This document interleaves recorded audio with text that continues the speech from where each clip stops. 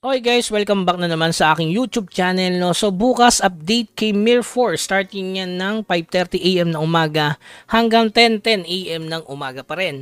So ano ba yung mga updates nito or summary? So una-una, new events. So balikan natin.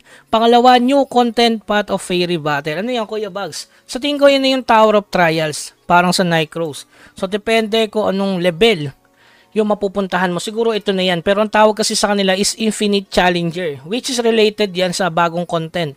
Ito kung mapapansin nyo, Act 3 Scene 10 Palace of Time. So kailangan mong ilagay yan sa Discord, magpipicture ka kung anong level yung napasok mo. Okay? So yan, may per level yan, depende kung anong floor ka makakarating. So siyempre medyo mahirap to sa tingin ko lang mga bossing. Okay? So yung pangatlo is Abandon Spectre. Sino kaya to? Hindi ko alam to new monster na to. So bukas na lang natin alamin. Tapos new legendary party leader Forest Spirit, Forest Fairy Lara. So ito yun guys. Ayan. Forest Fairy Lara. Ito yung itsura. So ang bigay nito is maximum health, PvP, gathering.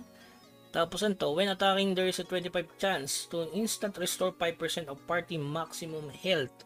So yun yung parang SS siguro, no? Yan. So, yung itsura nun, legendary na naman. Parami ng legendary, pero hindi pa rin tayo makachamba. Okay, so meron dito daily task rewards improve. So, maganda to guys. Sana maganda nga yung daily task reward nila. Dagdagan naman ng reward na kahit yung mga epic mats, no? Tapos, object balance adjustment. So, ano kaya yan? So, alamin na lang natin bukas sa in-game updates. So, dako na tayo sa kanilang events. Siyempre, 7-day check-in. Ayan, meron ditong Path of Fairy ticket, battle ticket. So, yun nga. Baka yun nga yung Tower of Trials. Parang Tower of Trials. So, Path of Fairy battle ticket na naman dito. So, dalawang 7-day check-in. So, may date yan. Ito, starting July 8. Tapos ito ay hanggang 21. So, ayan mga bossing. Dalawang 7-day check-in. Tapos ito, binalik yung Black Dragon gift box. Kaka-drop event lang, no? Tapos meron na naman, drop event. Which is good naman to. Kasi tumomo yung mga epic tapos pang combine. Okay?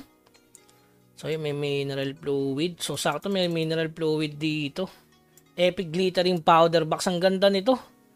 Pinakamaganda siguro yan, drop event. Kasi isang diretso. Wala nang blue, wala nang white. Yung dalawang klase, no?